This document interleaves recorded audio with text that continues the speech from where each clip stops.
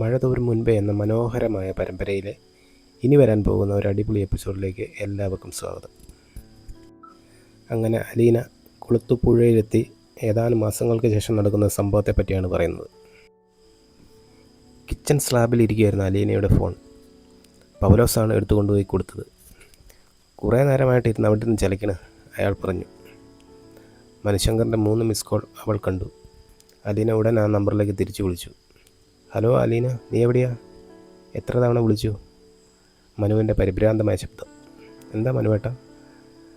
Babita tried to commit suicide. വളരെ serious ആണെന്ന് കേട്ടു. എറണാകുളത്ത് ഒരു ആശുപത്രിയിൽ.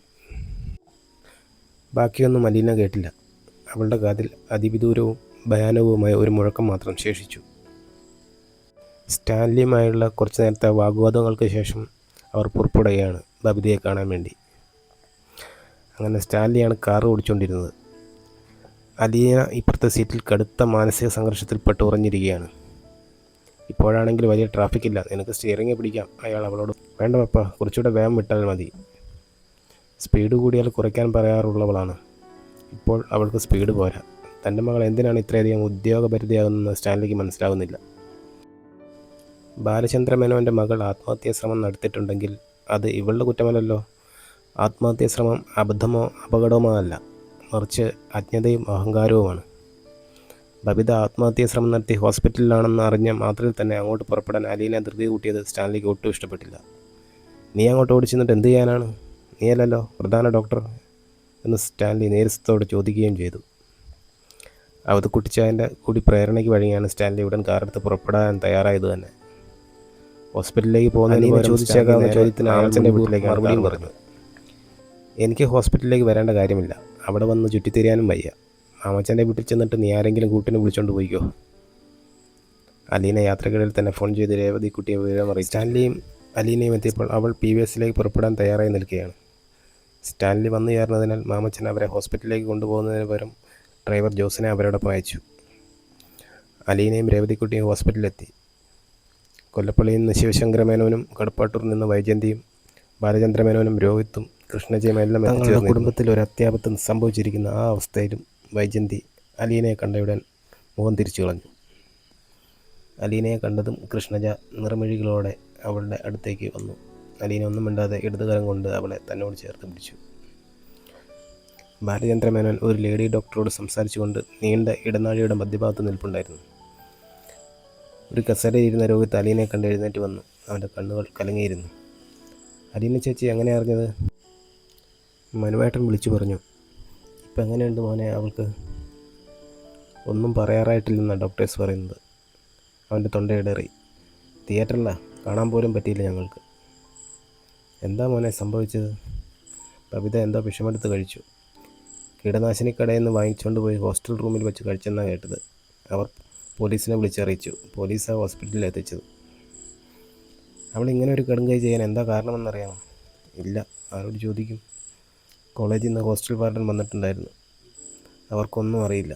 പിന്നെ കുറച്ച് മുൻപ് വരെ അവളുടെ ക്ലാസ്മേറ്റൊക്കെ ഇവിടെ വന്ന് ചുറ്റി നിൽപ്പുണ്ടായിരുന്നു. നേരം വൈകിയപ്പോൾ അവരും പോയി. പെൺകുട്ടികളല്ലേ. എപ്പോഴാണ് ഇതൊക്കെ സംഭവിച്ചത്? അലീന ചോദിച്ചു.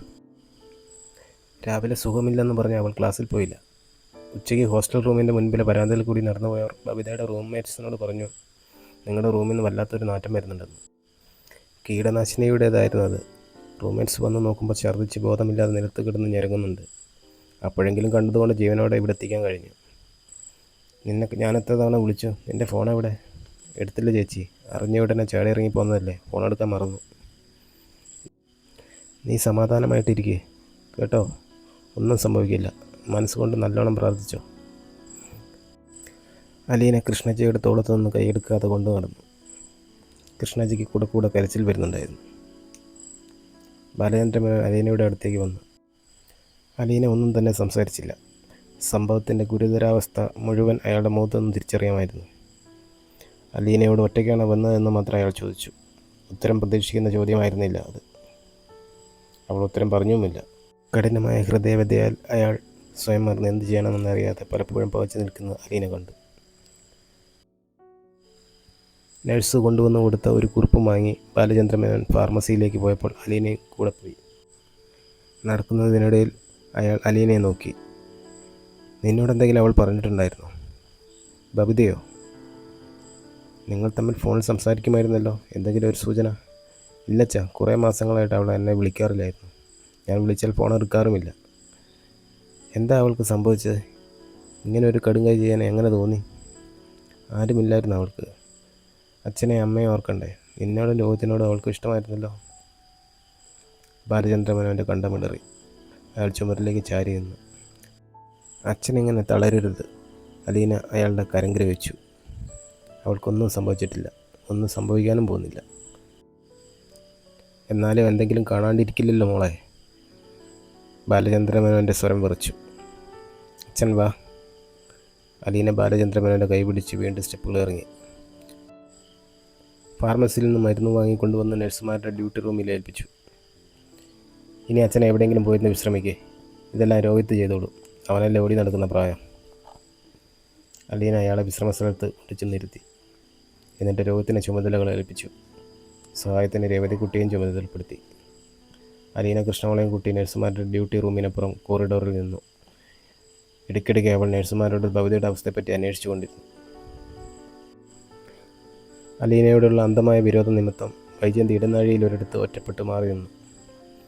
ബാലചന്ദ്രമേനോനും രോഹിത്തും കൃഷ്ണജയും അലീനയുടെ അടുത്ത് ചെല്ലുന്നതും അവളോട് സംസാരിക്കുന്നതും വൈജയന്തിയുടെ ഉള്ളിൽ കോപവും വെറിയും ഉളവാക്കി.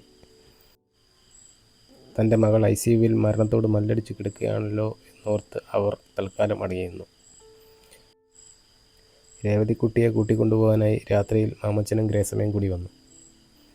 എല്ലാവരും കൂടി ഇവിടെ ഇങ്ങനെ ഉറക്കമിളച്ച് നിൽക്കേണ്ട കാര്യമില്ല. മേനോൻ്റെ കുട്ടികൾ ഞങ്ങളോടൊപ്പം പോരട്ടെ.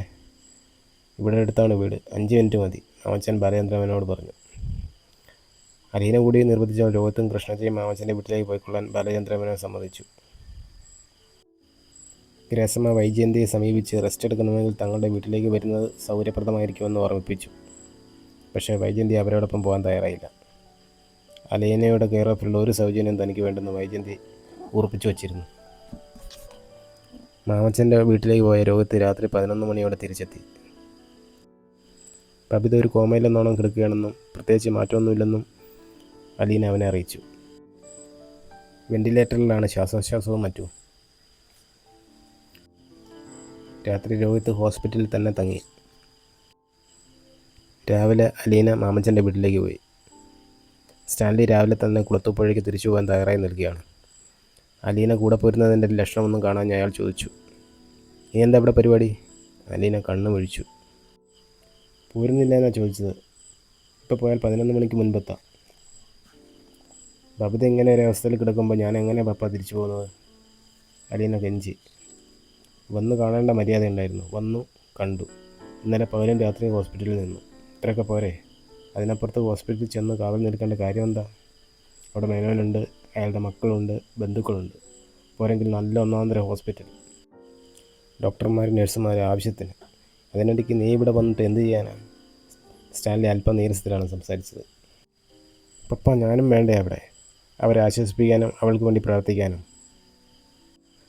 മഴ തോരും മുൻപ് എന്ന പരമ്പരയിലെ നിർണായകമായ മുഹൂർത്തങ്ങളാണ് ഇനി വരാനിരിക്കുന്നത്. ബാക്കി ഭാഗത്തിനായി കാത്തിരിക്കൂ.